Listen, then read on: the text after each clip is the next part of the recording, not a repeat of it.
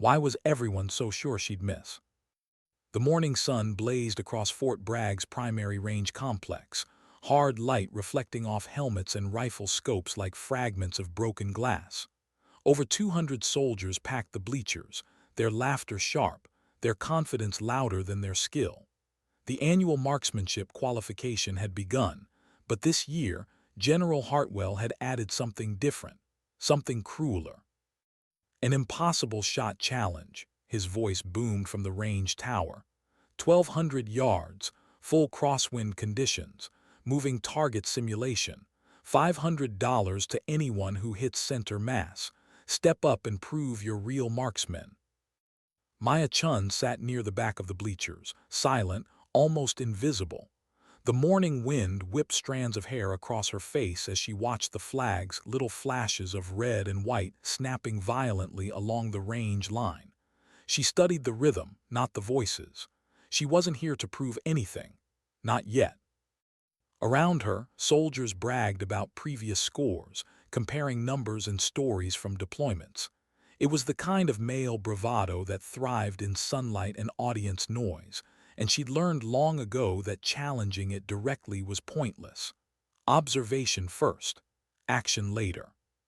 The first shot cracked through the air too fast, too loud, and missed by 4 feet.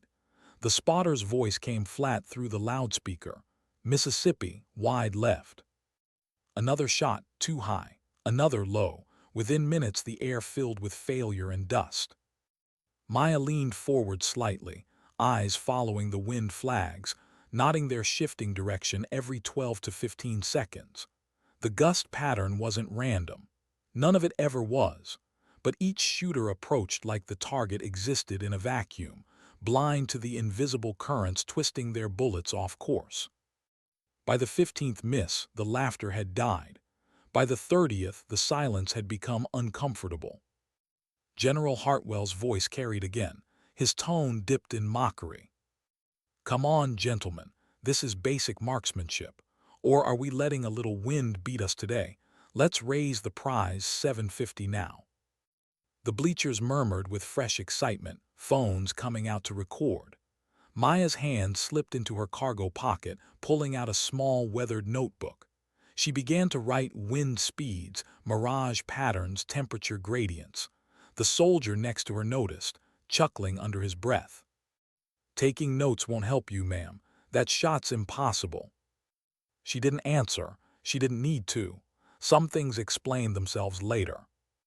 By attempt 40, morale had evaporated. The shots grew more desperate, each failure tightening the crowd's collective throat. A few muttered excuses about scope zeros and faulty ammo. Others just stared at the distant moving target, as if disbelief alone might make it stop swaying. Hartwell descended from the tower now, walking with the swagger of someone who enjoyed being seen. 3 senior NCOs shadowed him like loyal reflections. He looked energized, not disappointed, as though the spectacle of his soldiers' failure validated something private. This, he declared, gesturing toward the barren range, is what separates real warriors from the ones we're forced to carry these days. The silence that followed was heavy. Then, deliberately, his gaze shifted toward the far side of the formation, where a cluster of female soldiers stood apart, their postures straight but their expressions guarded. Hartwell smiled thinly, and 3 NCOs nodded behind him. Maya's pen paused mid-stroke. She knew that look. She'd seen it before in more subtle ways in evaluation meetings, after deployments, in hallways where acknowledgement was selective. It was the expression of a man who believed leadership was something you were born into, not something you proved. By the 67th miss, the air was still except for the whisper of wind. The target frame had been shot to splinters. The prize money had climbed to $1,000. Hartwell planted himself in the center of the firing line, hands on hips, the morning sun making his medals flash like stage lights. $1,000, he announced, his voice theatrical. To anyone who can make this shot, anyone else think they can hit that target. The words hung like a challenge to the entire base. and for the first time that morning, Maya closed her notebook. When she stood, the sound of her boots on the bleacher steps drew every pair of eyes. 200 soldiers watched her descend, their whispers following like wind against glass. Some smirked, some looked away. A few, the ones who knew her record, just waited. Hartwell's expression shifted from amused to irritated as she approached. "This isn't a charity exercise, Captain," he said, stepping into her path. "We're testing real combat marksmanship here, not participation trophies." She stopped 3 paces away, spine straight, eyes forward. "Sir, I request permission to attempt the qualification shot." The general hesitated. His NCOs stiffened behind him. Denying her publicly would look weak. Allowing her to shoot risked humiliation. He chose the option that preserved ego, or so he thought. "Fine," he said finally. "One shot, don't waste our time." She nodded once, moved past him and approached the rifle station. The weapon waiting there, an M110 sniper rifle, had been manhandled by nearly 70 frustrated shooters. The scope dials were twisted, the barrel overheated. She inspected it quietly, methodically, clearing the chamber and beginning to recalibrate. In the bleachers, Staff Sergeant Rodriguez lifted his phone, angling it for a better view. Others followed. Dozens of cameras pointed toward her now, waiting for either vindication or spectacle. She ignored them. Her world narrowed, rifle wind distance. 1,200 yards. Her fingers moved with mechanical precision over the scope, zeroing it back to base alignment.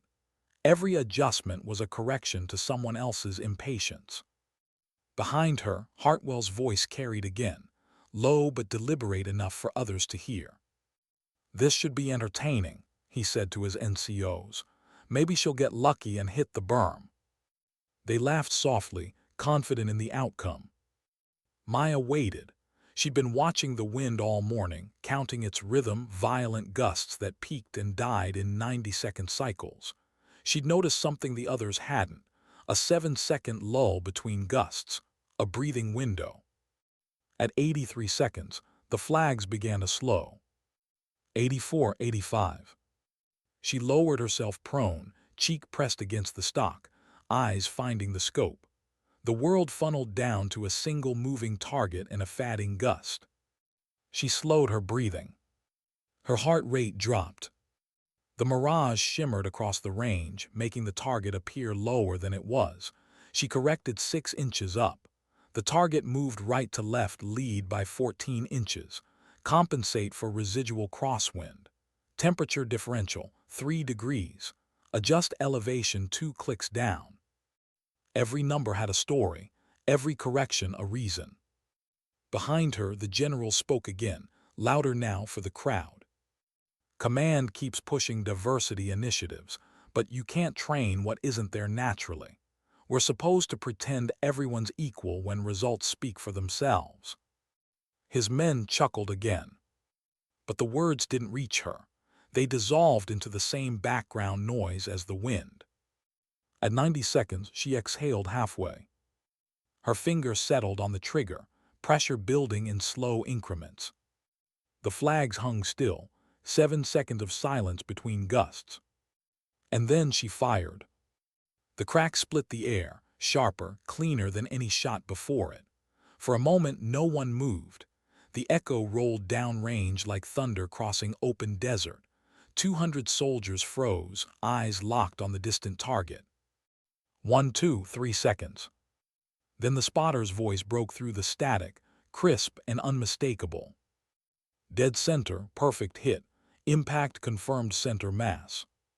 The crowd erupted. It wasn't just cheering, it was disbelief, turned to awe, a roar that drowned out even the wind. Soldiers jumped to their feet. Someone shouted her name. Rodriguez kept recording, the camera trembling slightly from the weight of what had just happened. Maya didn't smile, didn't flinch. She followed through, cleared the chamber, locked the bolt and stood, then turned, calm, composed, and looked at the man who had told her not to embarrass herself. "Real marksmanship, sir." Just that, flat even, truth disguised as formality. Hartwell's face drained of color. The crowd's noise had shifted from admiration to something else. Awareness. Dozens of phones still recorded. Hundreds of eyes had just watched him dismiss, humiliate, and lose, all in one perfect shot. Maya walked past him without breaking stride. Soldiers reached out to congratulate her, to slap her back, to celebrate, but she only nodded, collecting her notebook and gear with the same quiet precision she'd brought to the shot itself. Behind her, Hartwell stood frozen, the cheering echoing like artillery fire in his ears. His three NCOs exchanged nervous glances, realizing the general's theater had turned into his own public undoing. By the time Maya reached the parking lot, her phone buzzed with notifications. Rodriguez had already posted the video. Within 20 minutes, it had been shared across 3-unit group chats and viewed hundreds of times. She leaned against her vehicle, the range still visible in her rear mirror. The sun was higher now, harsh and bright, like the truth she'd just fired into daylight. But beneath her calm exterior, something uneasy flickered. She'd proven her skill, yes. She'd silenced the laughter, yes. But she'd also humiliated a man who believed power was inherited, not earned. And men like that rarely accepted humiliation quietly. When the base quieted that afternoon and the range emptied, she sat alone at her desk, cleaning the rifle she hadn't even fired in combat that day. Her hands moved automatically, but her mind replayed Hartwell's face, the shift from arrogance to fear. She'd seen that expression before, in Afghanistan, on men realizing they'd underestimated her. But this battlefield would be different. No sand, no gunfire, no enemy lines. Just paperwork, rank, politics.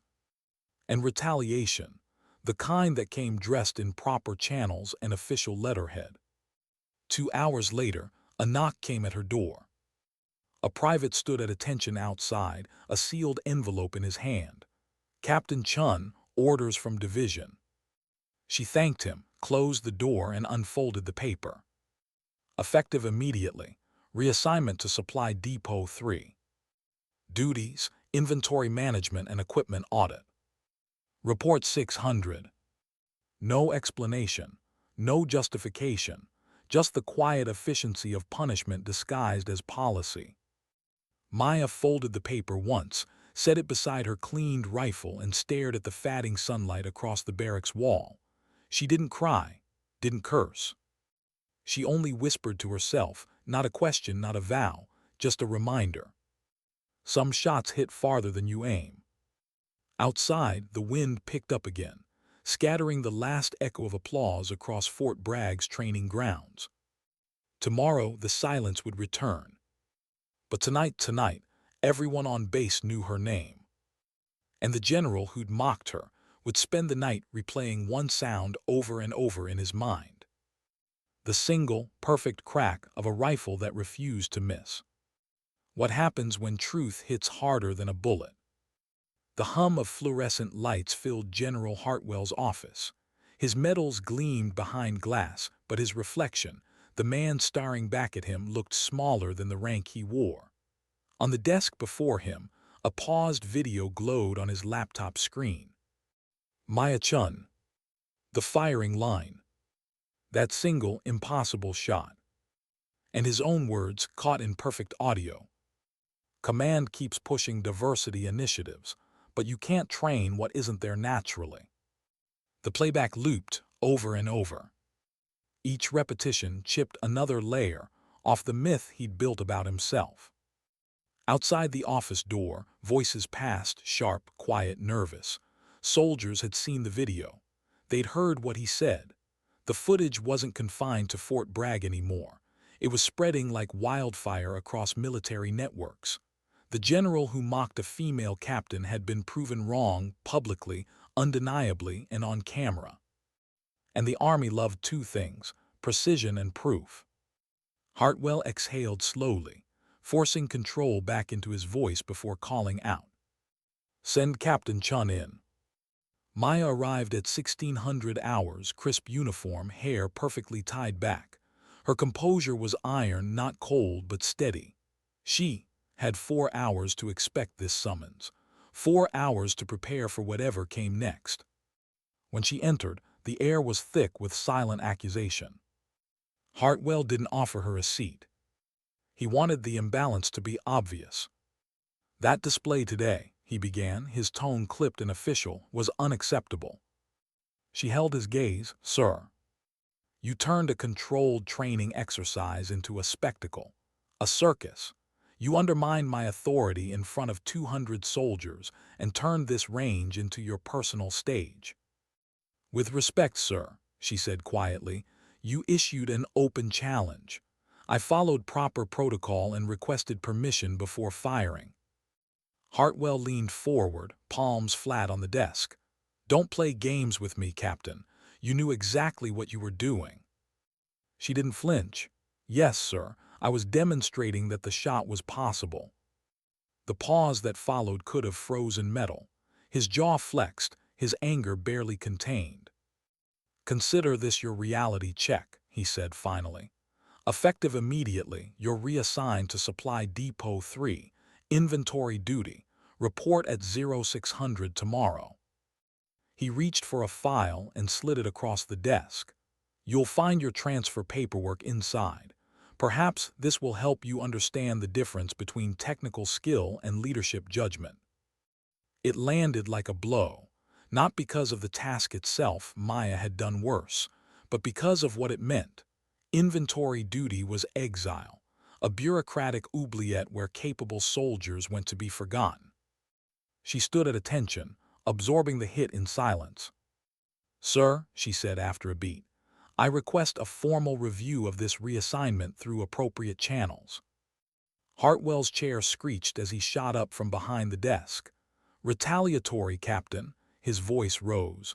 "You think you can question my decisions after pulling a stunt like that? I run this range.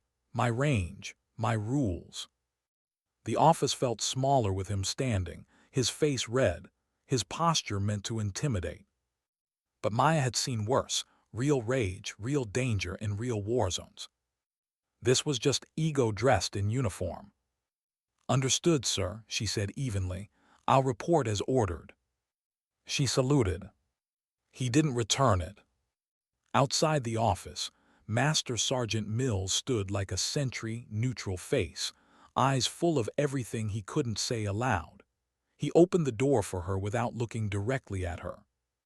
Behind her, the general's voice carried faintly through the door. "She'll learn humility one way or another." Maya kept walking. The corridor smelled faintly of gun oil and old paper. She spent nearly a decade serving the ideals printed on those walls: duty, honor, discipline. And for the first time, they felt like decorations instead of truths. When she stepped into the late afternoon sun, the air hit her lungs like cold water. She didn't cry. She didn't even slow down. She went straight to her barracks, hung her uniform jacket, and started cleaning her weapon again, because cleaning gave order to what the day had broken. By nightfall, the video had reached 12,000 views. Staff Sergeant Rodriguez arrived just before lights out. He didn't knock, just appeared in the doorway, his phone glowing like a warning flare. "It's spreading," he said quietly. "3 bases have picked it up. It's all over the internal feeds. People are calling you the sniper who shut up a general." Maya stopped wiping the rifle barrel and met his eyes. "That'll end badly." "Already has," he said. "He reassigned you. Effective tomorrow morning." Rodriguez cursed softly under his breath. "That's retaliation. I've seen it before, textbook. If you file a complaint, it's protected under equal opportunity regs." "I know," she said, "but if I file it alone, it'll be buried before it's read." He hesitated, then unlocked his phone. "You're not alone." He scrolled through his messages. 3 women reached out after the video went viral: Lieutenant Sanchez, Sergeant Kim, Specialist Morrison. All served under Hartwell. All have stories. Maya frowned. "Stories." "Patterns," he corrected. Sanchez was dropped from a leadership course after outperforming her peers. Kim's been passed over for promotion twice despite perfect evals. Morrison got reassigned for correcting Hartwell in a planning session. Different cases, same outcome. He buries women who outshine him.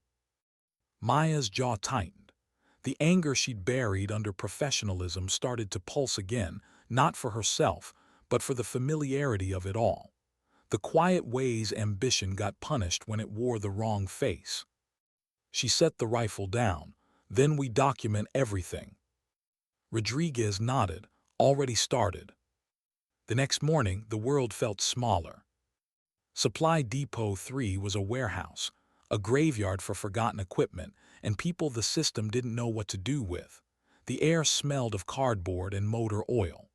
Maya reported at 600 sharp, uniform immaculate, salute precise. The depot master handed her a clipboard. Inventory detail, Captain. Serial checks on small arms components. Try not to get lost in the racks. The sarcasm stung less than it should have. She fought insurgents who underestimated her too. They'd been wrong too. By noon, she'd cataloged 300 parts, bolts, springs, barrels, mechanical ghosts of rifles she'd rather be firing. The monotony was numbing but useful. It gave her space to think. Across post, Rodriguez spent his morning building the case, submitting a formal complaint to Colonel Patterson's office, attaching video evidence, witness statements, and a timeline that mapped Hartwell's retaliation like a sniper tracks wind.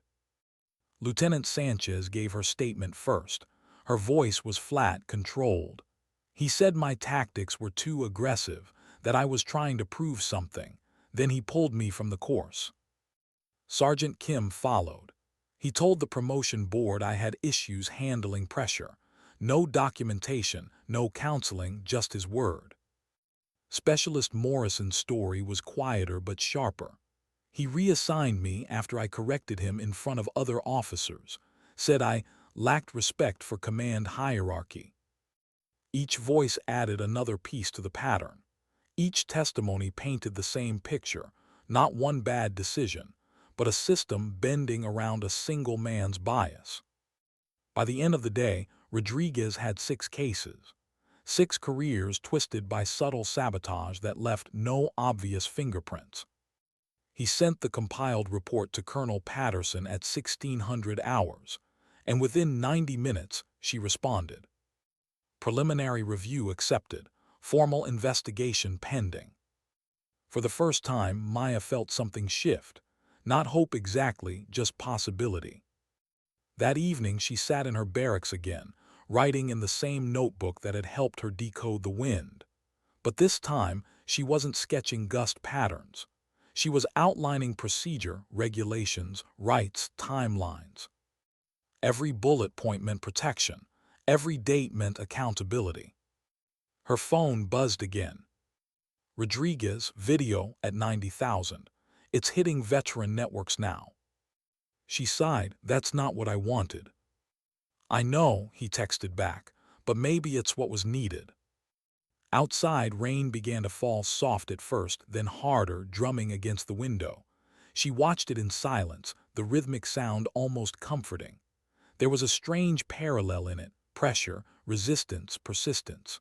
She wondered how long before the storm passed, or if it ever truly would. The next day brought motion. Colonel Patterson, a 30-year veteran with silver hair, and a reputation for fairness that made her both respected and feared, called for a meeting. Her office smelled of old paper and cold coffee, the air heavy with seriousness. She reviewed Rodriguez's documentation first, flipping through the pages like evidence in a trial. Each page told a quiet story of injustice written in bureaucratic language. By the time she looked up, her jaw had set. Captain Chun, she said, your reassignment will be reviewed as part of a broader investigation into potential systemic discrimination. You'll cooperate fully with my team and provide any supporting documents. Maya nodded, yes, ma'am. This will not be quick, Patterson warned, and it won't be quiet. Are you prepared for that? Yes, ma'am, Maya said. I'd rather be uncomfortable than complicit. The colonel studied her for a long moment, then nodded the kind of nod that carried both respect and warning. Then let's begin. That night, General Hartwell sat in his office again, watching a different kind of footage, news headlines, comment threads, military forums filled with speculation. His phone buzzed endlessly with messages from peers across commands. You need to address this fast, Marcus. This looks bad. Public Affairs is asking for comment. He rubbed his temples, muttering, "This is a witch hunt." But even as he said it, he knew it was. It was exposure. The cover he'd built from procedure and paperwork was cracking. And cracks in his world were fatal. When Master Sergeant Mills entered with a folder, Hartwell didn't look up. What now? Sir, Mills said quietly, Colonel Patterson's office has opened a formal investigation. They're requesting documentation of all female personnel assignments under your command for the past 24 months. Hartwell's hand froze midair. They're fishing. They've given 72 hours for initial compliance. For a long time, Hartwell didn't speak. Then, with a slow exhale, he said, "Get me Rodriguez's file, the one assisting Chun. If they think they can build a case, I'll remind them who holds command authority on this base." Mills hesitated. "Sir, that might." "Now, Sergeant." When Mills left, the general leaned back in his chair, staring at the shadows on his office ceiling. He'd built his career on control of people, of outcomes, of narratives. But control, he realized now, depended on silence. And Maya Chun's shot had shattered silence in a way he couldn't order back into place. He poured himself a drink, hands shaking slightly. Outside his window, Fort Bragg glowed in the night, calm, structured, obedient. But beneath that calm, something had shifted. And somewhere across the base, in a dimly lit barracks room, a captain with a notebook and a reputation she hadn't asked for was quietly preparing to make her next move. Not with a rifle this time, but with truth. Because once you hit the target they said was impossible, you start seeing other targets too. The ones hidden behind authority, behind paperwork, behind the word sir. And those, she knew, were the hardest to take down. How far can truth travel before someone tries to stop it? Fort Bragg woke early that morning, but something in its rhythm had changed. Conversations at the mess hall paused when Maya entered. Soldiers glanced up, then quickly back to their trays, the kind of silence that carried both respect and caution. She wasn't just Captain Chun anymore. She was the shot, the one that hit, the one that shouldn't have. She didn't like the title. Titles drew fire. By 600, she was back at Supply Depot 3, surrounded by the mechanical smell of grease and cardboard. Every serial number she logged felt like a countdown, not to ammunition, but to confrontation. The depot master pretended not to know her story, but she caught the side glances, the careful avoidance of small talk. When she'd first joined the army, she thought respect was earned through precision. Now she understood. Sometimes it was earned by surviving what respect itself threatened. Her phone buzzed mid-morning. "Rodriguez, Colonel Patterson wants to see us. 1300, formal review." She looked up from her clipboard. The air in the warehouse suddenly felt heavier, as though even the dust knew what came next. The headquarters building sat in perfect military order, flag raised, brass polished, windows spotless. But behind those glass panes, chaos simmered in paperwork and whispers. Everyone knew Colonel Patterson was running an expedited investigation, and that it wasn't just about Maya anymore. Maya arrived 15 minutes early. Rodriguez was already in the hallway, his jaw tight, posture formal. Across from them sat Lieutenant Sanchez and Sergeant Kim, both straight-backed, both pretending calm. They didn't speak much. They didn't need to. Shared experience said everything. At 1300 sharp, a major opened the door. "Colonel Patterson will see you now." Inside, the conference room was bright and cold. Patterson sat at the head of a rectangular table, her uniform immaculate, her hair pulled into a severe bun that framed her expressionless face. A legal officer from JAG sat to her right, a senior NCO to her left, silent witnesses of process. The setup screamed formality. No casual conversation.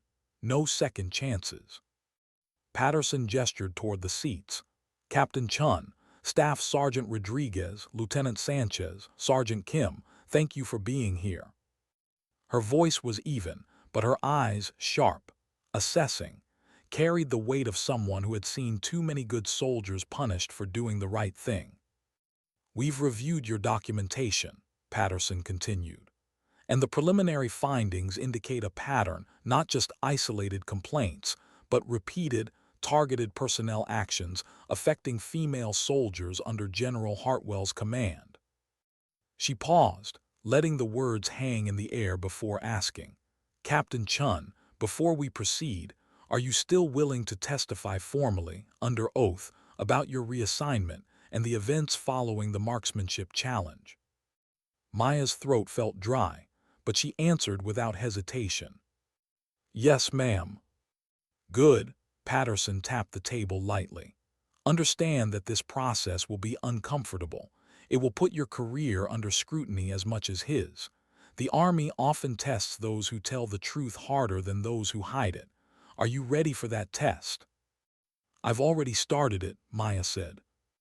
Patterson's mouth twitched, not quite a smile, more like acknowledgement. She turned to Sanchez. Lieutenant, tell me what happened after your leadership course evaluation. Sanchez straightened, her voice flat but controlled.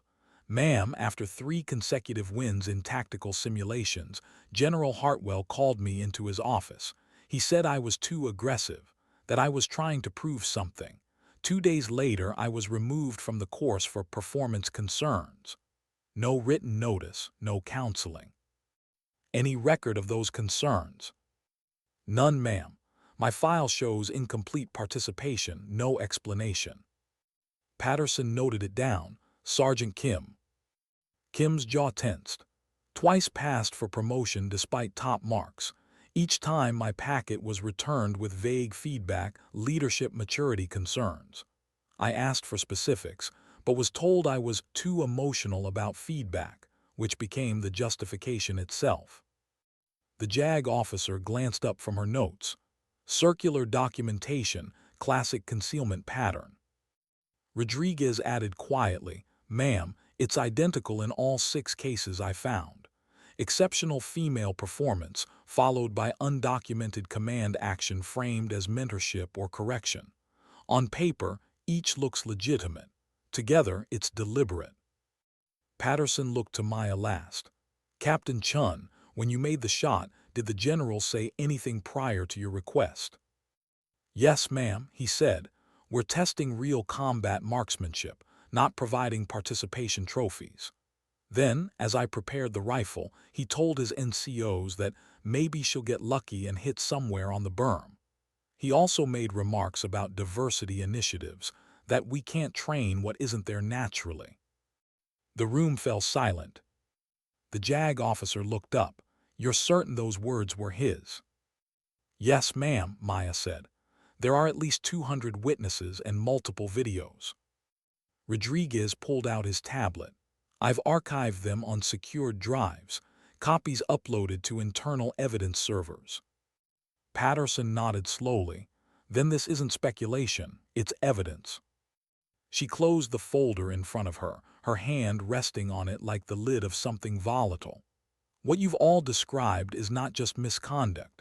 It's systemic discrimination dressed in policy language. That takes years to perfect, and it takes courage to expose. Then she leaned forward. But I need to warn you, this investigation won't stay confined to this base. When senior officers fall, their allies scramble. There will be pressure, subtle and loud, to downplay what happened. You will be questioned, doubted, and monitored. If any of you waver, this entire case collapses. Maya looked from Sanchez to Kim to Rodriguez, 3 soldiers who, like her, had learned that silence protects the powerful. We won't waver, ma'am, she said. Not this time. When Patterson dismissed them, the afternoon light hit harsh through the building's wide windows. The corridor outside felt colder than before. Sanchez exhaled first. "Well, that's that." "Not yet," Rodriguez murmured. "That was the beginning." Maya didn't speak. She was already thinking ahead the way she did before every mission. Anticipate angles, expect resistance, move carefully. Because retaliation wasn't coming with shouts or reprimands anymore. It would come in emails, whispers, meeting invites that looked routine until they were. That night, General Hartwell's office lights burned long after everyone else had gone home. Mills entered quietly, setting a file on the desk. "Sir, Patterson's team is requesting personnel records for all female soldiers assigned to your command. 2-year scope." Hartwell didn't look up from his drink.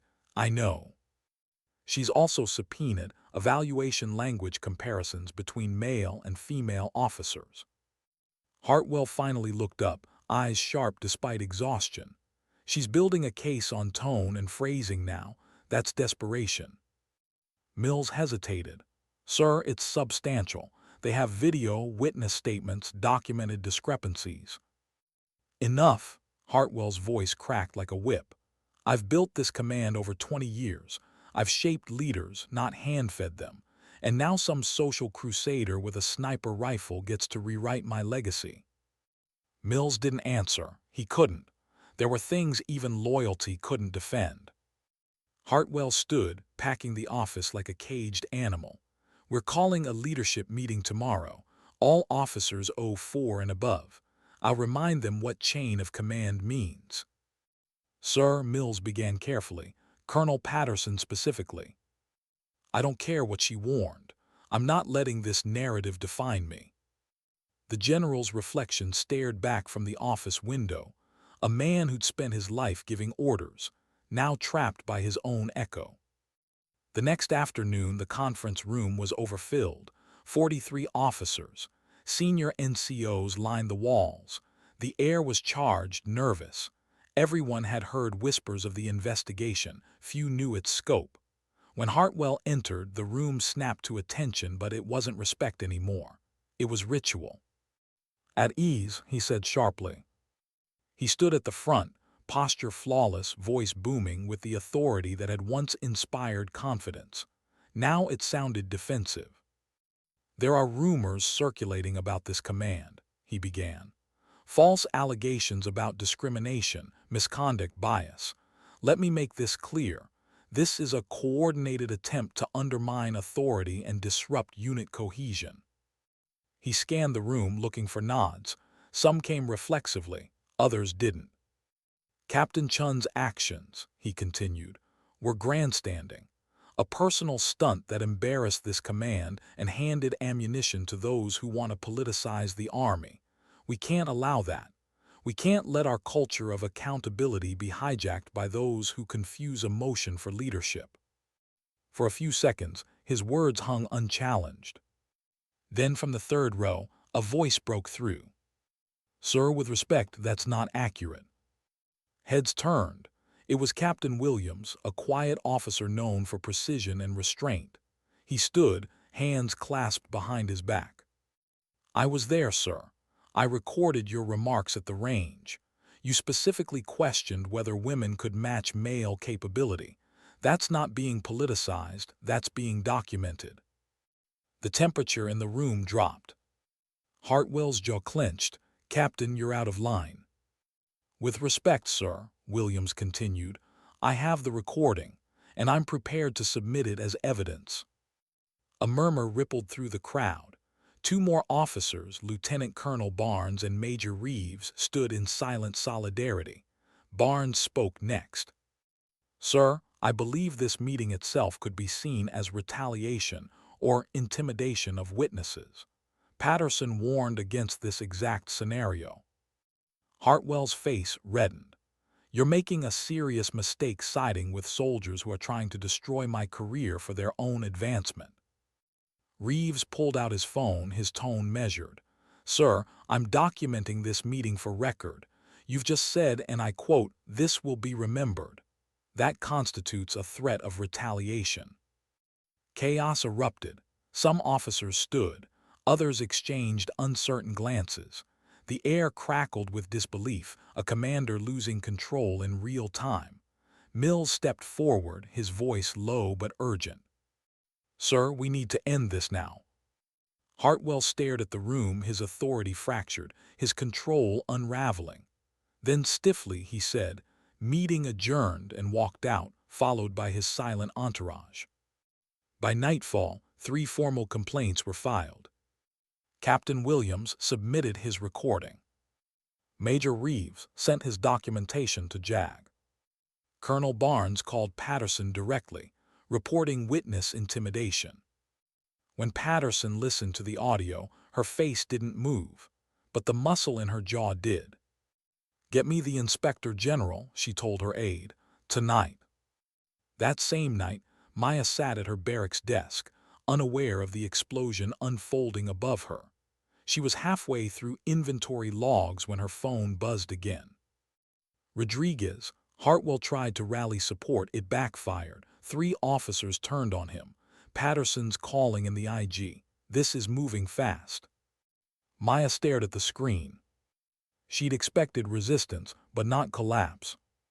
"Is this real?" she typed. "Very. They're calling it obstruction of justice. Witness intimidation. He's finished." She set the phone down slowly, staring at the wall. The irony hit her that a single bullet meant to prove possibility had become the first domino in an avalanche of truth. The system she'd believed was too rigid to change was shifting, painfully, loudly, but undeniably. Outside, the wind picked up again, whispering through the open barracks window. She listened to it for a long time, the same wind she'd studied to make that impossible shot. It sounded different now. Like movement. Like something long overdue. And in the quiet between gusts, she realized the silence before change doesn't always mean peace. Sometimes it means breath before recoil. What does justice sound like when it finally arrives? Not thunder, not applause. Just footsteps in a hallway that's been silent too long. The convoy rolled into Fort Bragg before sunrise, 3 black government SUVs, their headlights cutting through the fog. The insignia on their doors was simple and unmistakable: Inspector General, Department of the Army. Soldiers watched from a distance, whispering among themselves. You didn't see the IG every day, and when you did, it meant something had gone very, very wrong. Inside the lead vehicle sat Colonel Marcus Hale, head of the investigative unit. He was known for 2 things: precision and discomfort. He spoke little, smiled less, and believed in process like others believed in God. But unlike Hartwell, Marcus's authority didn't need to be shouted. It traveled quietly, like a loaded truth. By 800, command was gathered in the main conference room. The atmosphere was suffocating. Even the coffee tasted metallic. General Hartwell sat at the end of the table, eyes bloodshot, hands clasped. His medals caught the light, but the man wearing them looked smaller than his shadow. When Marcus entered, the noise fell away. He placed a black binder on the table, opened it, and said simply, "This is a formal investigation into allegations of gender discrimination, retaliation, and misuse of command authority at Fort Bragg. No one leaves this room until we're clear on the process." Hartwell's jaw tensed. "Colonel Hale, I've served this army for." Marcus didn't look up. "And you'll serve it best by answering directly, General." The line hung there, respectful but surgical. He continued, "We've reviewed witness statements, digital evidence, personnel evaluations, and video footage. Effective immediately, General Hartwell is relieved of all active command duties pending outcome of this investigation." A sound like a collective intake of breath filled the room. Hartwell blinked. "Excuse me." Marcus met his eyes for the first time. "You heard correctly. You'll retain rank but not authority. Your executive officer will assume interim command." Mills, standing near the wall, looked like someone had punched the air out of him. Hartwell started to rise. "You can't just—" "I can," Marcus said flatly, "and I have the authorization right here." He slid a document across the table, signed, sealed, and stamped. The sound of paper against wood echoed like a gavel. Hartwell's career suspended in silence. That same morning, Maya was still at Supply Depot 3 when the call came through. "Captain Chun," said a crisp voice over the intercom, "report to Building 41, Conference Room A at 900. Inspector General inquiry." She froze, the pencil in her hand stilled mid-mark. Here it was, the part they never showed in training films. The part where truth left your hands and became evidence. Rodriguez met her outside, nervous energy in every movement. "You ready for this?" "No," she said honestly, "but I'm here anyway." Inside Building 41, the air smelled of coffee and tension. Colonel Marcus sat at the head of a small table, notebook open, posture like stone. Next to him was Colonel Patterson, same calm steel as always, and a quiet civilian observer with a laptop. Marcus gestured for Maya to sit. "Captain Chun, thank you for coming." "Sir?" He flipped a page. "I'll be direct. We've reviewed the footage of your marksmanship event and subsequent reassignment. We've also compared your performance evaluations with your peers. There are discrepancies, subtle but deliberate. Before we continue, I want to hear this from you. What do you believe happened after that shot?" Maya's fingers tightened slightly against her uniform pants. "Sir, after I hit the target, General Hartwell reassigned me within hours. There was no disciplinary justification, no counseling statement.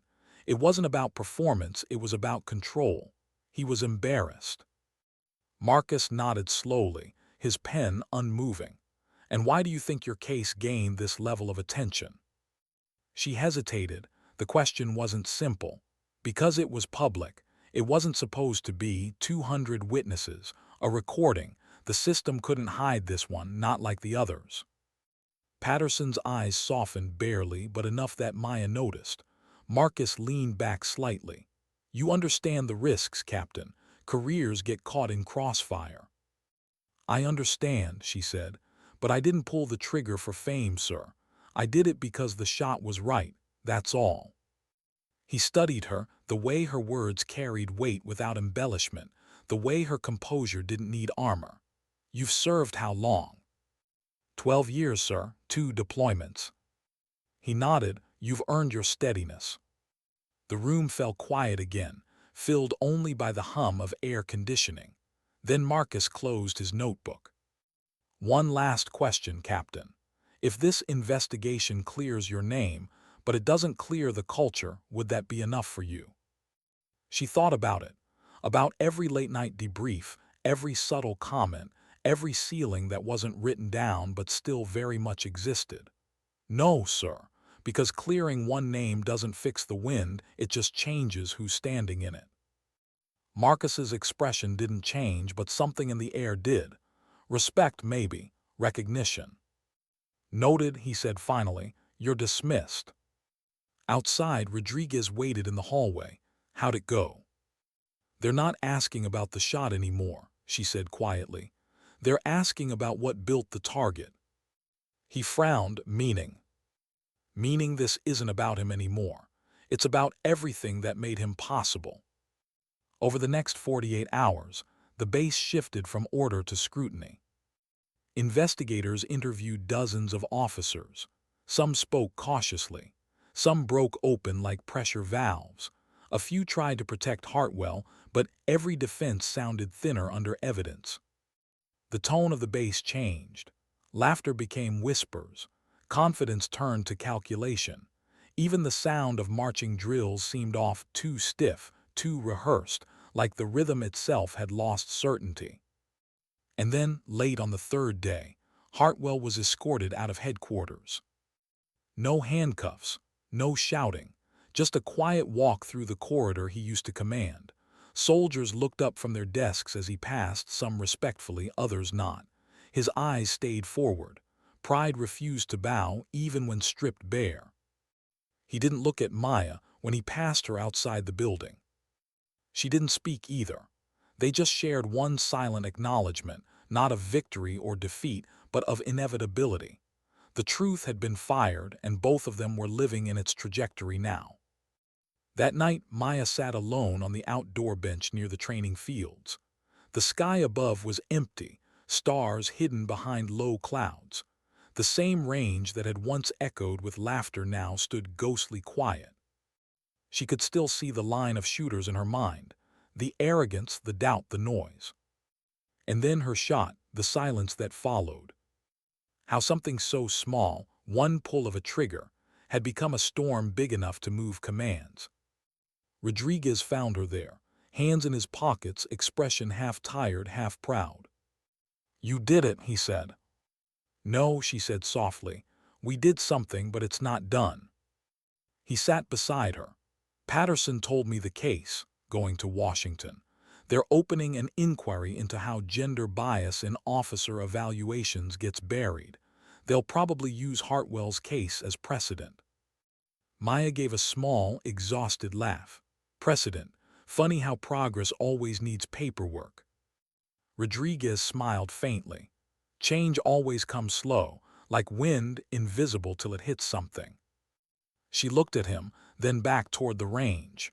"Do you ever think about the people who missed before you hit?" "What do you mean?" "All 67 of them. Everyone who tried and failed before I took that shot. Maybe they weren't worse. Maybe they just didn't wait for the right wind. Sometimes I think, the moment only lets you act when it's ready." Rodriguez tilted his head. "You think fate's got aim?" "No," she said quietly, "just timing."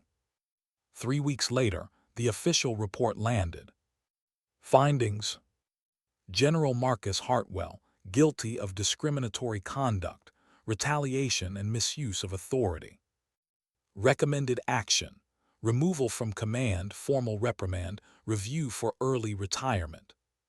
Supplemental finding: pattern of gender bias across subordinate commands under review. Maya read the report in silence. Every paragraph was sterile, bureaucratic words that couldn't capture the emotion behind them. Findings substantiated. Retaliatory reassignment. Systemic indicators. None of it sounded like the real thing. Like humiliation turned to courage. Like fear turned into resolve. But maybe that was how systems survived, by draining blood into ink. When Patterson called her into her office that afternoon, Maya stood at attention. The colonel gestured toward the chair. "At ease, Captain." Patterson's tone was softer than usual. "The board has cleared your record. Your reassignment's been rescinded. You're free to return to field command." Maya nodded. "Thank you, ma'am." "But there's more," Patterson added. "They're offering you a position at the Advanced Marksmanship School, instructor slot. You'd train the next generation of snipers." The words hit heavier than she expected. Teaching. Passing on skill instead of proving it. It wasn't what she'd imagined, but maybe it was what was needed. "I'll accept," she said finally. Patterson gave a rare smile. "Good. Maybe that's how change starts, one precise lesson at a time." The next morning, Maya walked the firing range again, alone this time. The air was still. The flags hung motionless. No audience, no generals, just space and silence. She set up her rifle at the same position where she'd made the shot. The target frame had been replaced, clean and new. She lay prone, lined up the scope and stared through it, not to hit, just to remember. Her finger hovered over the trigger, and she whispered under her breath, "Wind's calm, not forever but for now." She didn't fire. Some shots, she realized, weren't meant for repetition. They existed to mark the line between what was and what could be. Behind her, footsteps approached. Rodriguez, clipboard in hand. "They're asking if you'll speak at the debrief tomorrow." "About what?" "About why you took the shot." She looked out across the range. Because someone had to remind them what hitting the target really means. He nodded, not needing more. That night, Maya stood outside her quarters, the faint hum of crickets filling the dark. The sky was clear now, stars sharp again. She thought of Hartwell somewhere in quiet disgrace, writing a statement he didn't believe in. She thought of Patterson, steady as a mountain. Of Sanchez, Kim, Morrison, each finally free to speak. And she thought of herself, the accidental spark of something larger. The army hadn't changed overnight. It never did. But something small had shifted, a fault line visible only to those who'd felt the tremor.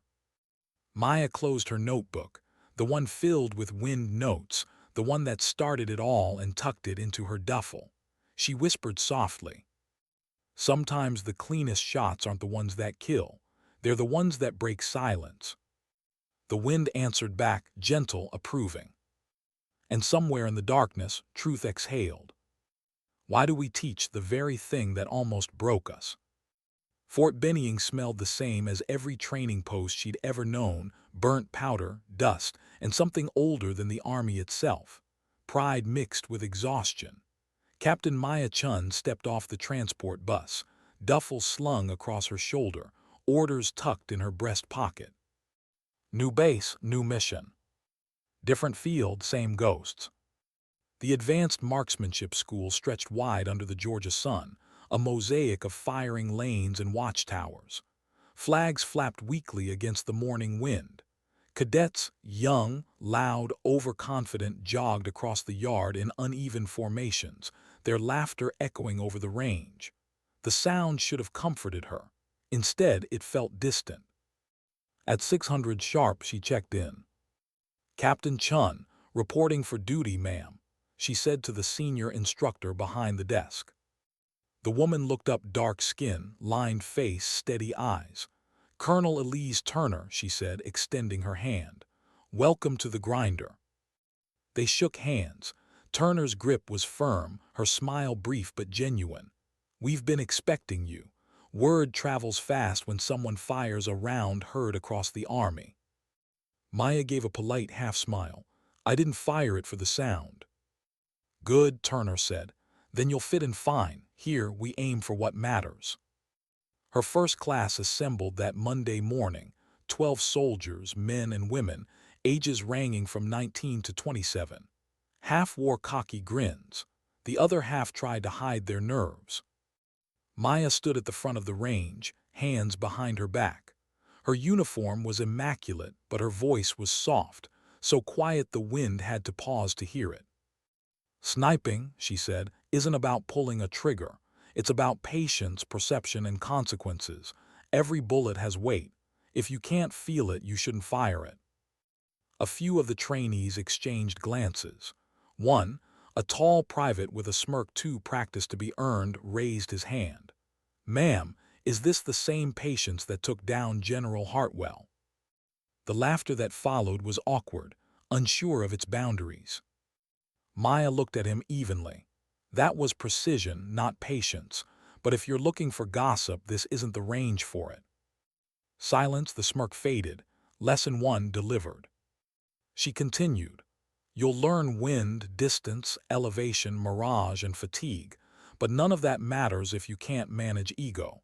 The biggest threat to accuracy isn't recoil, it's pride." As the trainees scribbled notes, she caught one face watching her differently: Private First Class Rivera, small, quiet, eyes too observant for comfort.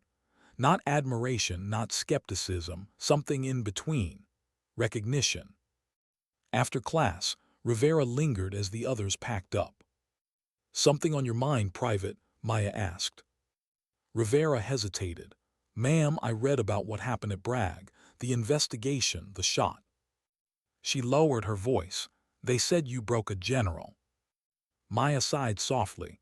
"No, he broke himself, I just didn't miss." Rivera nodded slowly. "I just wanted to say thank you for not letting them bury it.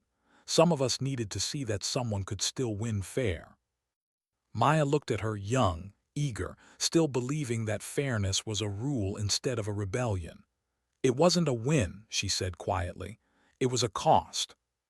That night Maya walked the range alone again. She'd done that every day since Bragg, a ritual she didn't understand yet. The rifle range, in its silence, was a confessional booth. The targets never lied. They only reflected. She lay prone at lane 12, the same posture as always, but she didn't fire. Instead, she just watched the wind flags sway, gentle, indecisive. The kind of wind that makes you question whether the world's moving, or you are.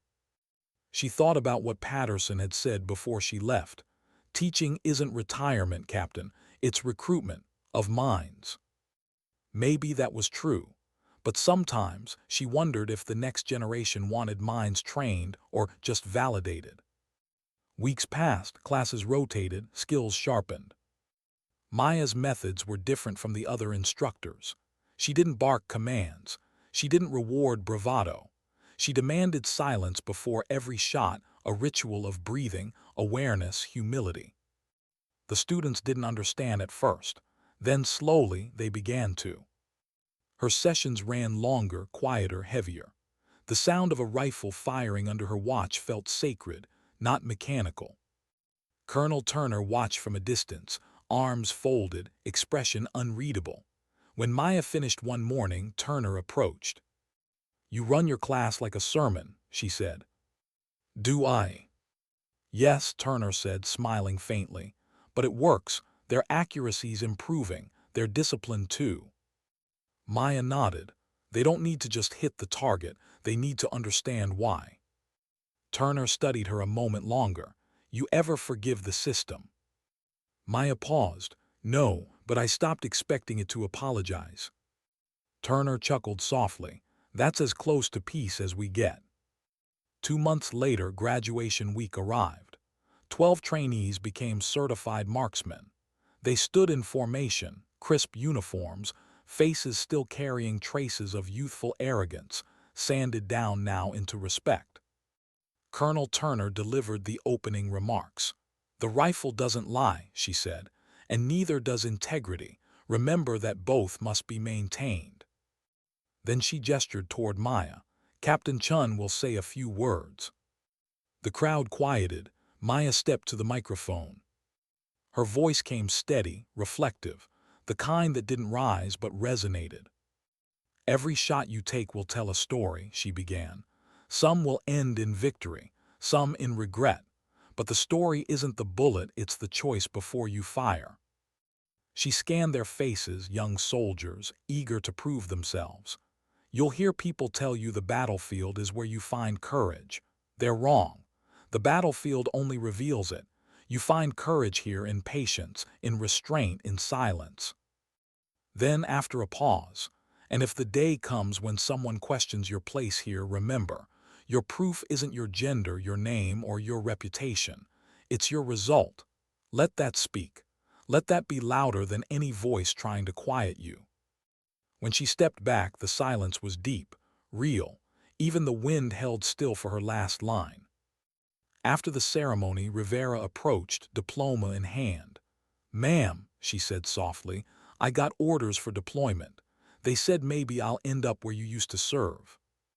Maya looked at her, saw the same hunger she once had, the belief that fairness could be built from grit. "Then remember what I said," she told her. "The rifle doesn't lie, but people do. Don't let either change who you are." Rivera nodded. "Yes, ma'am." She hesitated. "Do you ever regret that shot?" Maya looked out at the range again. "Sometimes," she admitted. "Not because I hit the target, but because it showed me how much was wrong with the people watching." Rivera's eyes softened. "Then maybe you were meant to make them look." Later that evening, Maya received a message from Colonel Patterson. Subject recognition. "Captain Chun, the Department of the Army has approved a commendation for your conduct during the Fort Bragg incident. It will not be publicized, per your previous request, but it will remain in your permanent record. Some of us still understand the value of quiet victories. E. Patterson." Maya read it twice. Then she closed her laptop and stared out the window at the setting sun. The color of the sky reminded her of that morning at Bragg, the day everything changed. Back then the sun had felt harsh, unforgiving. Now it felt like something else, warm but distant, like the world was healing slower than she wanted, but healing still. The next day, during inspection, A young male instructor named Lieutenant Graves approached her. He was new, tall, polite, but carried that faint smirk of someone who hadn't yet met reality. "Captain Chun," he said, "heard a rumor they might promote you to lead instructor. Congratulations, ma'am. Guess the brass still loves a good redemption story." She turned to him slowly. "Redemption implies guilt, Lieutenant. I didn't need redeeming." He blinked, unsure how to respond. "I just meant—" "I know what you meant," she said gently, not unkindly. "Just choose your words like you choose your shots." He nodded awkwardly and moved on. She watched him go, realizing how easy it was for old attitudes to resurface, not in insults, but in tone, in framing, in the quiet rewriting of truth. Maybe that was why she was here, to stop the rewriting before it started. That night Turner joined her on the outdoor bench near the range. The cicadas hummed low, the air thick and still. "Command called," Turner said. "Hartwell submitted early retirement papers. No contest." Maya nodded slowly. "He'll disappear quietly then." Turner looked at her. "You wanted a fight." "No," Maya said. "Just accountability, but I guess silence is its own verdict." Turner leaned back, sighing. "You know, I used to think justice was a gunfight. Two sides, one winner. But the longer I serve, the more I realize justice isn't a battle. It's erosion. Slow, steady, unforgiving." Maya smiled faintly. "Maybe that's enough." Turner studied her. "You're staying next cycle, right? Command wants you on staff permanently." Maya hesitated. "Maybe, I'm still deciding." Turner nodded. "You've earned the right to." They sat there a long while, the sound of distant rifles punctuating the air, rhythm, echo, pause, the same pattern of war and peace. Maya watched the flags again, the same way she always did, for motion, for meaning. The wind shifted slightly. She whispered, almost to herself, still learning to read it. Turner looked at her. "The wind." "The system," Maya said softly. "Sometimes it changes direction so slowly you think it's still, but it's not. It's just waiting for someone to notice." The colonel nodded, eyes thoughtful. "And you noticed?" Maya didn't answer. She didn't need to. The night said it for her. When she finally returned to her quarters, she opened her notebook one last time. The first page was weathered, ink smudged from that day on the range. Wind speed, distance, time, everything measured, everything precise. But below it she wrote something new, not numbers but words. "Precision isn't just about hitting the target. It's about choosing which ones deserve to be hit." She closed the book gently. Outside, the wind picked up again, steady, certain. This time she didn't listen for direction. She simply stood in it, unafraid. Because for the first time in years, the silence that followed didn't sound like punishment. It sounded like peace. How do you know when to pull the trigger? And when not to? The sky was gray that morning, not storm gray, but the kind that dulls everything it touches. The kind that hides shadows. Maya Chun stood at the far end of the training field, clipboard in hand, watching 12 cadets line up for their precision drills. Wind from the south, soft but inconsistent, enough to test awareness. "Remember," she called out, her voice carrying calm authority, "don't chase the wind. Read it, feel it, then let it settle. The target isn't moving. You are." Shots cracked through the air, crisp and even.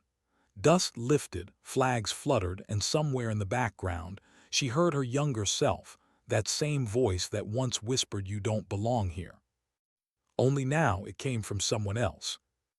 Private Rivera, the same young woman she'd trained 2 months ago, had returned early from deployment training for an advanced certification. She was sharp, disciplined, and better than most of the men in her class, which, in a place like this, was both her strength and her danger. Halfway through the drill, a low murmur broke her focus. Two trainees, Carter and Dunn, were whispering just behind the firing line. Both were older, both confident, the kind who mistook arrogance for humor. Carter chuckled, not quietly enough. Guess the captain's building her own little legacy. Sniper schools turning into a diversity brochure. Laughter, Dunn joined in. Maybe Rivera's just her project, one for the next recruitment video. Rivera's jaw tightened, her eyes fixed on her scope. Maya saw it from 30 feet away, the subtle change in her breathing, the shift in her shoulders, the kind of tension that ruins a shot before the trigger's even touched. Maya's voice cut across the range, calm but precise. Carter Dunn stepped back. They froze. "Excuse me, ma'am," Carter asked, forcing politeness through a smirk. "You're excused," Maya said evenly. "Off the line." The other trainees went silent. Even the wind seemed to pause. They hesitated just long enough to test her authority, and that was enough. "Now," she said. The tone made them move. They slung their rifles and stepped back, eyes hard, muttering under their breath. Maya turned to Rivera. "Focus on your shot, Private." Rivera nodded, but the moment was already poisoned. Her next round missed the target by 8 inches. The sound of it cutting through empty air hit heavier than any insult. An hour later, in the instructor's office, Lieutenant Graves knocked lightly on the doorframe. "Captain," he said carefully, "I heard you dismissed 2 trainees mid-drill." Maya didn't look up from her paperwork. "You heard right. They're filing informal grievances," he said, "claiming you embarrassed them in front of the class." She set her pen down slowly. "Did they mention why?" Graves hesitated. "They said you overreacted to harmless talk." "Harmless?" she repeated, voice flat. "They undermined another soldier mid-exercise." Graves shifted uncomfortably. "I'm just saying, this is a training environment. We can't police every conversation." She stood then, closing the distance between them. Her tone stayed calm, but there was steel underneath. "No, Lieutenant, but we can police respect. If a soldier's aim is off, you correct their form. If their character is off, you correct their conduct. It's the same discipline, just different ammunition." Graves swallowed. "Understood, ma'am." "Good," she said, returning to her seat. "Then write it up as instruction, not conflict." When he left, she exhaled slowly. The old exhaustion crept back, that familiar weight of having to explain the obvious. For a moment, she almost missed combat zones. At least there, you knew which direction the shots were coming from. That evening, Rivera knocked softly on her office door. "Ma'am, can I come in?" Maya looked up. "Always." Rivera stepped inside, shoulders squared but eyes restless. "I wanted to apologize for losing focus today." "You don't owe me an apology," Maya said. "You were provoked." Rivera hesitated. "Still, I should have ignored it." "No," Maya said. "You shouldn't have had to." Rivera looked down at her hands. "I filed a report, ma'am, about Carter and Dunn." Maya studied her, quiet pride mixed with dread. "That's your right, but are you ready for what comes with it?" Rivera nodded, but too quickly. "Yes, ma'am, I'm not afraid." Maya gave a faint, weary smile. "Fear isn't the problem. Fatigue is. The system knows how to wear you down until you start doubting your own accuracy." Rivera frowned. "You think nothing will happen?" "I think something will happen," Maya said softly. "Just not what you expect." 2 days later, the formal complaint reached Colonel Turner's desk. By the afternoon, Maya was summoned to headquarters for context review. Inside the room sat Turner, Graves, and a representative from Personnel Compliance, Major Rourke, a man whose smile looked like paperwork come to life. "Captain Chun," he began, "we received your trainee's report alleging gender-based misconduct during training. We also have 2 counterstatements from Privates Carter and Dunn claiming instructor bias and inappropriate favoritism." Maya's voice was calm. "Favoritism toward what, sir? Professionalism." Rourke adjusted his glasses. "They assert you created an atmosphere of preferential treatment, particularly toward female trainees." Turner's expression hardened. "That's not what I've observed." Rourke shrugged. I'm just documenting claims. Protocol requires a brief internal review. Maya leaned forward slightly. So I correct disrespectful behavior and now it's favoritism. Rourke's smile never changed. Perception matters, Captain. Maya exhaled through her nose, quiet but sharp. Perception doesn't make policy, performance does. Turner interjected before the room could crack. Major, let's be clear, there's no misconduct here. If there's any issue, it's cultural, not procedural. Cultural issues, Rourke said, are exactly why command oversight exists. Maya spoke before he could continue. With respect, sir, oversight should protect the target, not the shooter. The silence that followed was thick. Turner almost smiled. Rourke cleared his throat. Noted, we'll conclude this review promptly. After the meeting, Turner caught up with her in the corridor. You handled that well. Doesn't feel like it, Maya said. Turner's voice softened. You can't teach ethics without drawing fire. The ones who resist correction always think you're aiming at them. Maya gave a small nod. The bullet fits. Turner smiled faintly. Keep your balance, Captain. You can't mentor if you're always defending. Maya understood. But balance, she knew, was a privilege, one you earned only after proving you could stand through storms. The weeks that followed grew tense. Carter and Dunn completed the course barely. Their marksmanship was fine. Their discipline was. They saluted her mechanically, avoiding eye contact. The complaint had been dismissed quietly, insufficient cause for further review. But the atmosphere had shifted. Whispers returned. The younger instructors started choosing sides. The echo of doubt spread like static, invisible but everywhere. Late one evening, Maya found Rivera on the range again, alone. You shouldn't be out here after hours, Maya said gently. Rivera didn't look up from her rifle. Can't sleep. Feels like everyone waiting for me to mess up. Maya crouched beside her. They're not waiting for you to fail. They're waiting to see if you'll stop trying. Rivera blinked hard.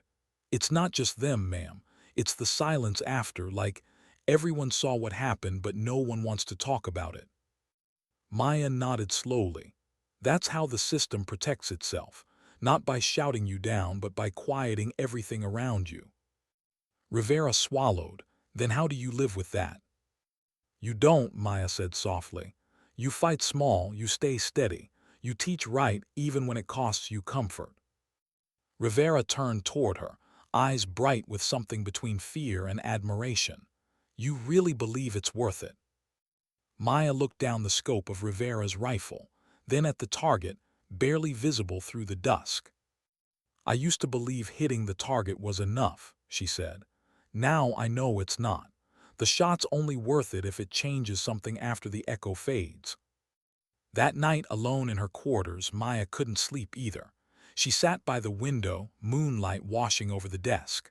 Her old notebook lay open, the one filled with equations and coordinates.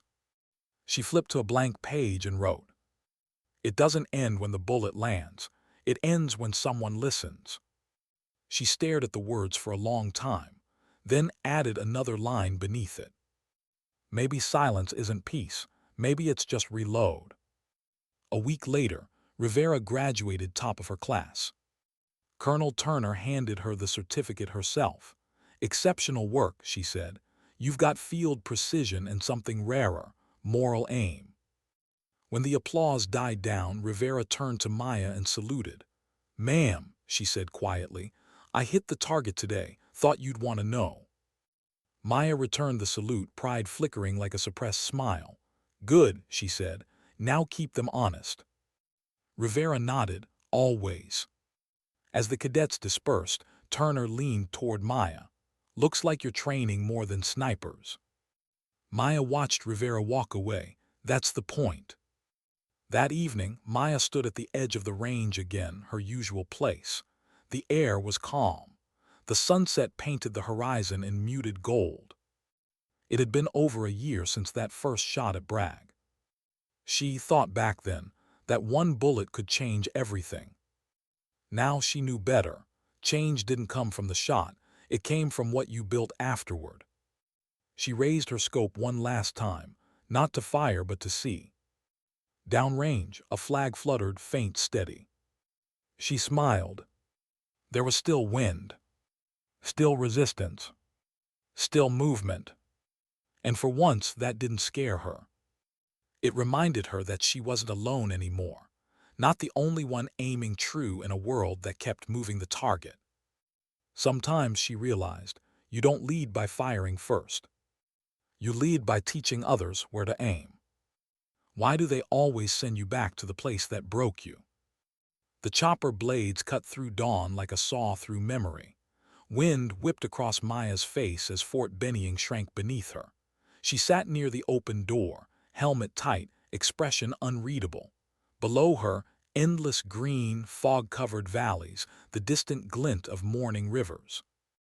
A return to the field. But not the same field she'd left.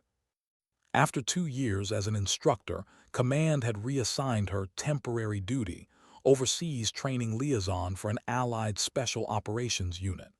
Short rotation, the paperwork said, advisory capacity. But Maya knew orders never came without shadows. And this one felt like a shadow sent to test her resolve. Opposite her sat Colonel Marcus Hale, the same IG officer who'd led the investigation at Bragg.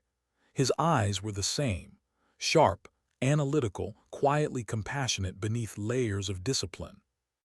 He caught her glance and said, "You're wondering why you're here." Maya gave a half-smile. "You read minds now, sir." "No," Marcus said, "just faces, and yours says you'd rather be teaching." "Correct." He nodded. "Then you'll understand why this matters." He handed her a dossier. On the cover, Operation Whipcord, a joint training initiative between U.S. and Allied forces in the Border Highlands. Inside, terrain maps, personnel profiles, and something that made her stomach tighten, a familiar name. LT called David Rourke. "Personnel compliance," she murmured, "from the Bragg Review." Marcus nodded. "He's command lead on site. The operation's been struggling. Training accidents, morale issues, whispers of favoritism. Sound familiar?" Maya exhaled slowly. "You want me to observe him?" "I want you to evaluate," Marcus said. "And if what you see matches the whispers, document it." She looked at him. "You're sending me back into the same system, just with a different face." "I'm sending you to make sure it doesn't repeat." The chopper jolted in turbulence. She steadied herself on the frame, eyes narrowing toward the horizon. "Understood, sir." The forward base sat in a bowl of mist and mountains. Wind screamed between the peaks, sharp enough to feel in your teeth. The unit stationed there looked exhausted, uniform stained, movement sluggish, discipline frayed at the edges. Maya stepped off the chopper to meet LT. Call Rourke himself, clean boots, crisp salute, smile like oil. "Captain Chun," he said warmly, "pleasure to have you aboard. You've built quite a name for yourself." She returned the salute, voice flat, "Sir." He studied her. "Relax, I'm not Hartwell." "No," she said quietly, "you just replaced him." The smile faltered for half a second, then returned. "Let's hope we both learned something from that." By day, she trained the snipers. By night, she watched. The range here was high altitude, wind unpredictable, terrain brutal. It reminded her of her first deployment, the kind of place where the environment itself tested your discipline. Her trainees were mixed, American and local forces. Skill varied. Morale did not. It was low. She noticed quickly how Rourke treated his men, polite on the surface, corrosive underneath. Compliments wrapped around criticism, mentorship that felt like manipulation. He was careful, calculated, the kind of officer who understood appearances. The first red flag came during an after-action review. "Private Jace Williams," Rourke said, scanning the room, "step forward." Williams was young, 21, still learning control under pressure. His shot grouping was tight, better than average. but his mistake was beating Rourke's preferred candidate during a qualification test. Rourke smiled thinly. "You shot well, Williams, too well maybe. Your co mentioned you adjusted his wind call, that correct?" "Yes, sir," Williams said carefully. "Wind shifted at 600 meters. Rourke's tone hardened. "You don't override orders in a training environment, even if you think you're right." "But sir, my correction was insubordination," Rourke cut in. "You'll sit out the next rotation." The room went still. Williams lowered his eyes. Maya felt something cold settle in her chest. The same pattern, the same poison control disguised as correction. After the briefing, she approached Rourke privately. "With respect, sir, that call was unjustified. He made the right adjustment." Rourke smiled faintly. "You're here to observe, Captain, not to instruct command. And if observation finds fault—" He leaned closer, lowering his voice. "Then document it if it makes you feel better, but remember, paper outranks opinion." He walked away, leaving her standing there, watching a system repeat its cycle in slow motion. Days passed. Maya kept notes. Every infraction, every subtle abuse of authority, every falsified evaluation she caught in the paperwork. Her training reports were clean. Her secondary notes were damning. The tension grew like fog everywhere, but hard to grasp. Williams avoided eye contact. Other soldiers whispered about favoritism, rigged assessments, punishment disguised as leadership development. By the 10th day, one of the local trainees, a young woman named Neera, approached Maya quietly after training. "Ma'am," she said softly, "you told us to report unsafe practices." Maya nodded. "I did." Neera hesitated. "During yesterday's live fire, Colonel Rourke moved the target frames while we were still in firing positions. I told him it was unsafe. He said if I question his process again, I'll be sent home." Maya's heart sank. "Did anyone else witness it?" "Half the squad, ma'am, but they won't talk. He controls their evaluations." Maya's voice steadied. "Thank you, I'll handle it." That night she didn't sleep. The next morning, she requested a private meeting with Rourke. He welcomed her with a smirk. "Coffee?" "No, sir." She placed a folder on his desk, photos of the range, timestamps, statements. "You violated live fire safety protocol. I've already sent this report to Colonel Hale." Rourke's face twitched, a small, involuntary spasm of anger. "Do you have any idea what you're doing?" "Yes, sir," she said. "My job." He stood, slamming a hand on the desk. "You're undermining command in an active training zone." "Correction, sir. I'm protecting soldiers in one." The silence stretched. Then Rourke's tone shifted, quieter but more dangerous. "You really haven't learned, have you? The Army doesn't reward martyrs, Captain. It buries them politely." Maya didn't blink. "Then I'll choose where they bury me." For a moment he just stared at her, trying to measure how far she'd go. Then he sat down, forcing a laugh. "Fine, file your report, but you'll regret making enemies at this level." She turned to leave, pausing at the door. "I stopped counting enemies when I started keeping receipts." By the end of the week, Marcus Hale arrived at the base. The investigation was swift and surgical: safety violations, manipulation of training records, intimidation. Maya watched Rourke try to talk his way out of it, the same tone Hartwell once used, the same language of misunderstandings and mentorship. But Marcus didn't flinch. When it was over, Rourke was relieved of command, pending court-martial. As they escorted him out, Maya felt no satisfaction. Just an old ache, the exhaustion of knowing that for every man like him exposed, another waited behind paperwork and charm. Marcus approached her quietly. "You did the right thing." "It doesn't feel like it." He nodded. "Because it never does in real time, but you drew a line, and others will see it." Maya exhaled. "What happens to the unit?" "They'll rebuild," Marcus said, "and maybe they'll do it right this time." She nodded, maybe. He looked at her for a long moment. You ever wonder why you keep ending up at the center of this? Because I don't move when I'm told to look away. Marcus smiled faintly. That's why I keep sending you. That night Maya sat by the perimeter fence, the wind sharp against her face. The mountains stretched endlessly, dark and alive. Somewhere below, she could still hear faint rifle fire. Training continued, as it always did. She closed her eyes and listened. Same wind, different battle. Her notebook lay open beside her, a new page, blank except for one line she'd written an hour ago. Every system resists correction until it sees itself in the crosshairs. She tapped her pen against the page, staring into the dark. Maybe that was her curse, or her calling, to be the one who held the crosshairs steady long enough for truth to see itself. The next morning, when the sun broke over the peaks, she walked the range again.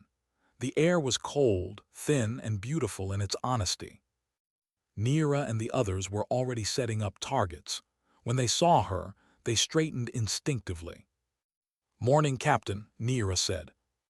Maya nodded. "Morning, winds up from the west, just 2 clicks right." "Yes, ma'am." She paused, watching the young soldier work, careful, precise, fearless. Maybe this was it, not the battles, not the shots, not the investigations. Just this, teaching someone to aim clean in a world that always tilts crooked. Later that day, as the last shot echoed through the valley, Maya packed her gear and looked toward the horizon. The mission was done. But something deeper was unfinished. She thought of the old saying from her sniper days, "The rifle remembers." Every gun carries the ghost of every bullet it ever fired. Maybe the same was true for soldiers. As the chopper lifted off to take her home, she looked down one last time at the range, small figures moving below, targets swinging gently in the wind. And she whispered to herself, "The field remembers too." The wind swallowed her words, carrying them out over the mountains, where truth, once spoken, never really disappeared. What happens after the war ends, but the soldier does. The world looked the same when Maya returned. Same airports, same uniforms, same polite smiles that never reached the eyes, but something in her had changed, something she couldn't fold into luggage or rank.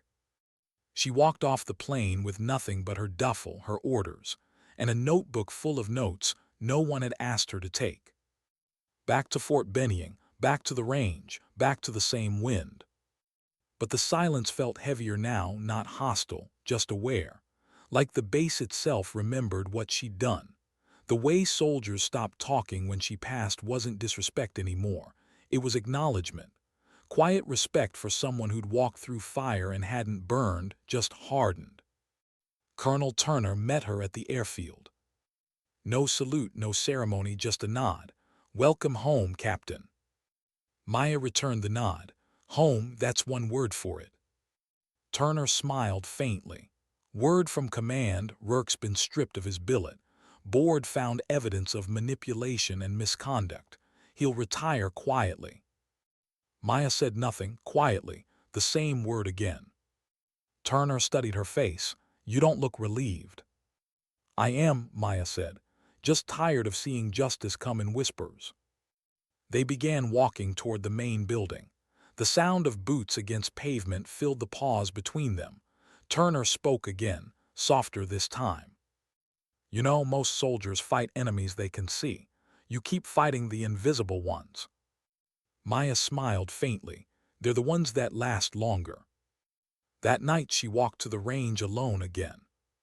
No cadets, no chatter, just the hum of crickets and the soft breath of the night wind. She carried no weapon, only her notebook.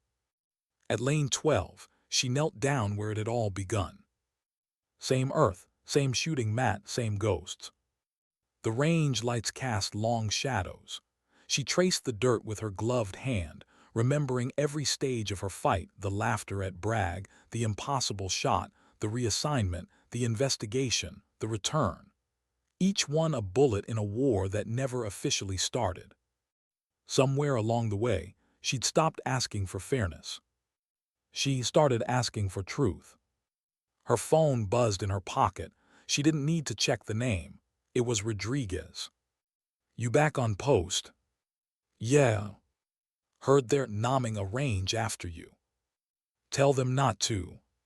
"Why?" "Because the target's not the point." He didn't reply right away. Then, "You ever gonna rest, Maya?" "I will," she texted, "when the wind stops." She looked up at the night sky, wind still moving, stars barely visible through thin clouds. And she smiled, so not yet. The next morning she met her new class, 20 recruits, all wide-eyed, all too loud, all too sure they'd never miss. She watched them line up, same as always, hands trembling slightly as they loaded their rifles. Her voice carried across the firing line, calm but cutting. "Today you'll fire 50 rounds," she said, "but only one matters, the one that defines your discipline." She paced slowly behind them. "You'll think it's about the target. It's not. It's about control. It's about what you do before you pull the trigger." The rifles cracked in rhythm, imperfect, uneven. She corrected stances, adjusted elbows, realigned sights, patience in motion. One trainee, Hendricks, muttered under his breath as she passed, "Can't believe we have to learn from her." Maya stopped behind him, "Something to share, private." He froze, "No, ma'am." "Good," she said, "because if you think you already know everything, you're in the wrong uniform." The other recruit stiffened. Lesson learned, authority didn't need to yell when it was built from truth. As the drill ended, she gathered them together. "You'll be told that being good means following rules. That's half right. The other half is knowing when to challenge the wrong ones. Do it with precision. Do it with respect. But do it." They nodded, silent now, and for a fleeting second she saw something in their faces, the same spark she once carried. Hope. Maybe the kind that survives the institution. After class, she walked to her office and found an envelope waiting on her desk. Handwritten, official letterhead. Department of the Army, Personnel Command. Subject, promotion consideration, Major Chun, Maya. Her chest tightened. The letter read, "Captain Chun, the review board has selected you for promotion to major in recognition of exceptional service, demonstrated integrity, and contributions to institutional ethics reform. Your reassignment will be optional. You may remain at the Advanced Marksmanship School if you wish. Respectfully, Lt. Gen. Alexandra Kane." Maya read it twice, then folded it neatly. For years, she'd fought systems that pretended integrity was weakness. Now that same system was offering her a medal for surviving it. She stared at the folded paper in her hands. It felt light, too light for what it represented. That evening, she went to see Colonel Turner in her office. "Ma'am," she said quietly, holding out the letter, "they're promoting me." Turner's eyes softened. "About time." "I'm not sure I want it." Turner tilted her head. "Because it feels like a reward for pain. Because it feels like silence disguised as progress." Turner leaned back in her chair, thoughtful. "You can't control their reasons. You can only control what you do with the rank. Maybe this isn't closure. Maybe it's leverage." Maya didn't answer right away. Then she nodded slowly. "Then I'll use it." Turner smiled. "I figured you would." Weeks passed. The promotion became official, no ceremony, no cameras. She requested it that way. The only visible change was a new insignia on her uniform and the slight way people hesitated before speaking to her. But what mattered wasn't what changed, it was what didn't. Her classes, her wind flags, her quiet. One morning during a long-range exercise, Rivera returned, now Sergeant Rivera, home from deployment. "Permission to join the line, ma'am?" she asked, smiling. Maya grinned. "You still call me ma'am." "Always." Rivera took her position, body calm, breath steady. She fired once, a clean, perfect hit at 900 yards. Maya clapped once softly. Still got it. Rivera smiled. You taught me to wait for the wind. And you learned to read it, Maya said. They stood side by side, looking downrange, mentor and student, mirror and reflection. Rivera spoke quietly. You ever think about leaving, ma'am, doing something normal? Maya exhaled. Every day. Then why stay? Maya watched the horizon, sunlight breaking through cloud cover, the faint shimmer of heat rising from the earth. Because as long as someone like me stays, someone else doesn't have to fight the same battle alone. Rivera nodded slowly. Then I'll stay too. Maya smiled faintly. Good, then maybe we're starting something. That night in her quarters, she opened her notebook for the last time. The pages were full now. No empty space left between words and numbers, between memory and meaning. On the final page, she wrote one last entry. I used to believe my shot defined me. Now I know it only introduced me. The real aim was never distance, it was purpose. She closed the book, exhaled deeply and turned off the light. Outside, the wind was still moving, soft, steady, familiar. Months later, a ceremony was held not for her but for a new class of instructors. Maya stood at the back of the hall in civilian clothes, unnoticed. That was how she preferred it. On stage, Sergeant Rivera addressed the audience, confident, poised, echoing words Maya once spoke.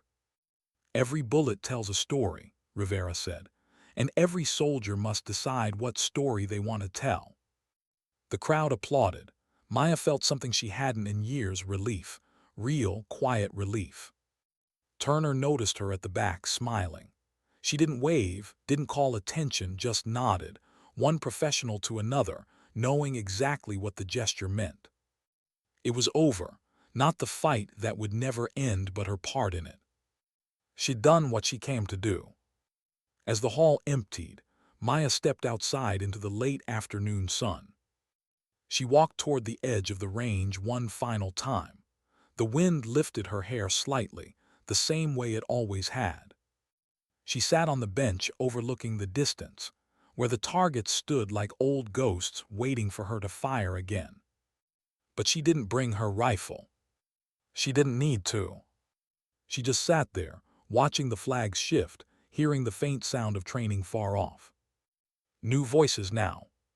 New shots. New stories. She smiled, almost laughing to herself. Not bad, Chun, not bad.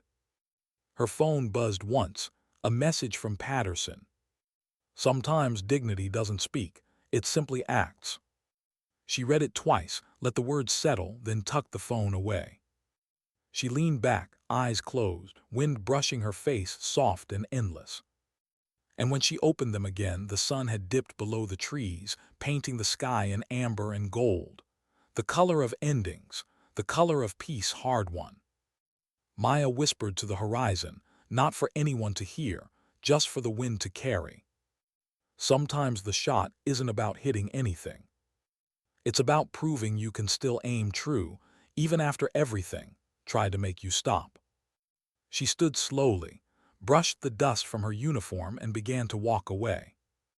Behind her the range stayed silent. But the flag still moved, steady, alive, unbroken. And somewhere between the wind and the fading light, the world remembered a single echo that had started it all. One bullet. One voice. One woman who refused to miss.